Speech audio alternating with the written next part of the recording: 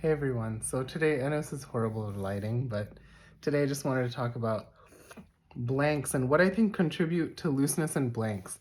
Because I really think that 70% of the read is finished by the time it's a blank. And the blank needs to have tight sides, and tight sides are not a visual thing as much as a function. I mean, if they're visually loose, it's really loose, but I can never seem to make a read I like that has loose-ish sides. So what contributes to that? Well, first of all, it's the cane, right? Okay, dropping this blank as we speak. But the cane, so when you actually select the tube cane, so here is a piece of cane I've cut and split.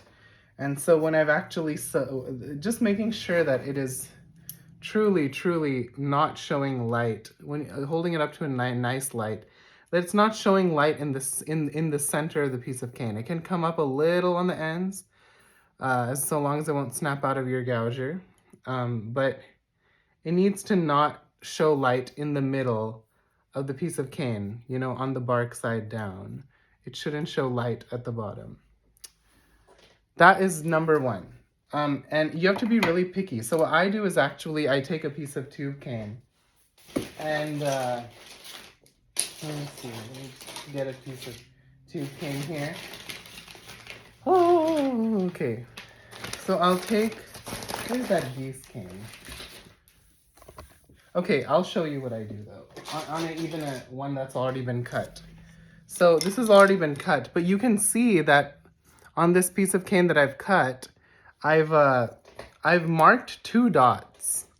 You can see that there's a dot mark there and a dot mark there. That's because while I was rotating the cane on the straight thing, you know, the straight surface, I marked where it started getting straight in the middle. I marked that, and then I kept scooting it and moving it until it stopped being, until there started to be light in the center, and then I stopped and I marked there. So that means that I had marked that between this point, this dot, this pencil mark, and between this pencil mark, all of that is straight. Because you want the whole circumference, you want that whole part of the reed, you want the whole reed to be within the straight area, so that the whole reed wants to clasp tightly from the very left side of the blade to the very right side of the blade, right? You want the whole blade to have that tendency in its grain. And so that enables you to really get nice, tight blanks. But that's not all. The hardness of cane also, I've noticed, really soft cane, if it's not perfectly well selected, will tend to have like the pithy soft. There are good kinds of soft and then not so good kinds of soft. Like dense soft can be nice, but if it's really pithy soft, it tends to not want to hold itself together. I mean, there are exceptions, but sometimes you can only find out once you make the actual blank. But then I wanted to talk about what I think causes looseness once you've already selected the cane and things like that. What can cause looseness in the way that we make the blank? So one thing that does cause looseness, and some of you might be surprised to hear this because a lot of you watching do this, but it may work okay for you, and if it does, then just ignore what I'm about to say. But something that does cause kind of a micro looseness to the reed that won't give you that really tight blank that you can then just scrape to release the vibrations, and it'll feel very together and, you know, make a reed that you don't have to use your embouchure with as much. Is a piece of cane, is not clipping open the reed. That will cause not clipping open the blank the same day that you tie the blank. That will cause some looseness, some form of looseness. Not, you know, obviously for some people, they'd say it works for them. It's fine. Go ahead. It doesn't really matter to me what you do, but I'm just offering my 2 cents is that I've really noticed that leaving a blank to dry overnight unclipped causes looseness. And the last thing is the way you leave the blank. So I either leave the blank, just scrape the top and clip it open and click in the overlap, and then maybe you can leave it overnight that way. Or yeah, just do that, but don't scrape through the channels and scrape off just enough off the tip and scrape through the channels and then clip it open without actually putting in the tip, because that will leave you with a reed that that can lend itself to a little more looseness. I've noticed. So if you are someone who likes to scrape through the whole reed, this is a blank of mine. If you are someone who likes to scrape through the whole reed on the first day, like these are blanks of mine, like what I do right after tying it, and I clip it open, and make sure you put in the tip enough to where it looks like an actual tip.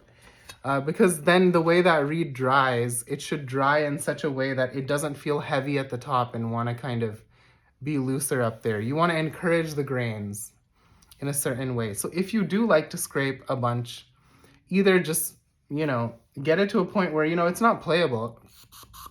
It's still really hard, but see, that's another way to understand that a reed really has nice tight size, is that it doesn't just want to vibrate too soon. Like, I have scraped enough off of this, but it doesn't play. Like, see, a tight blank will enable you to scrape more and for the vibrations to come in a cushioned way. So this reed, for instance, or this blank, do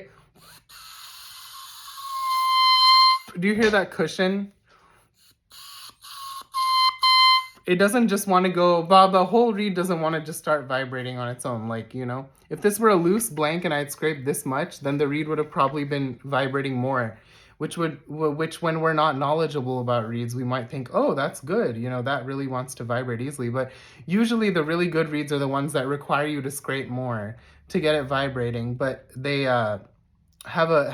do have a lot of, a certain degree of integrity. Like, they really hold themselves together at the sides. They have tight sides. That's what we're talking about.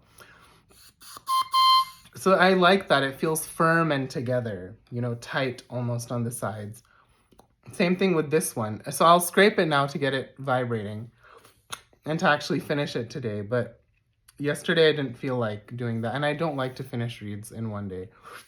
Always. I do frequently, but I don't like to. And this is the other one. It has a lower peep because the tip is a little longer, because I just clipped it a little bit longer. No, I tied it a little longer. And you know why I tied it a little longer? But I started the tip at the same place. I tied it a little longer because it had a very open, that's another thing that can help with tight sides. If when you fold the piece of cane, it has that kind of a gap at the top, that means that the piece of cane should be tied a little bit longer. That means it's a kind of gouged strongly somehow, the piece of cane. So you tie it a little longer, but start your tip in the same place so that you actually end up having a longer tip, and scrape it down, and then clip that so that you can clip away that part that wants to come apart, kind of. It does leave you with a tighter result. So those are my tips on how to have tight sides on a blank, which will set you up for a successful reed. You can't do anything with a loose reed that is going to be magnificent. Like, so I like that. See, I like that it holds itself together, and then I can scrape it to vibrate freely and easily, but it will still feel controlled. So these are my 2 cents on how to get a reed that has a really nice, integrity to it, tight sides, something that'll vibrate predictably. It may not vibrate as quickly as you're used to it. A reed that has really tight sides, you'll have to scrape through it more a little bit because its sides are holding itself together so tightly. But it will leave you with a result where you can scrape more, but it will leave you with a result that sounds more together and stable and responds better and doesn't require you to use your embouchure and everything in the high register. And it just, you won't have to use your embouchure, as much to control. So that is my, 2 cents. It'll help articulation, quick, how fast you can articulate. It'll help, just everything, really. Tight sides on a reed are a must. It is something I can't compromise on. Even though I have become more lax about other things, tight sides, never. This is a must. It is a very important thing. So thank you so much for watching.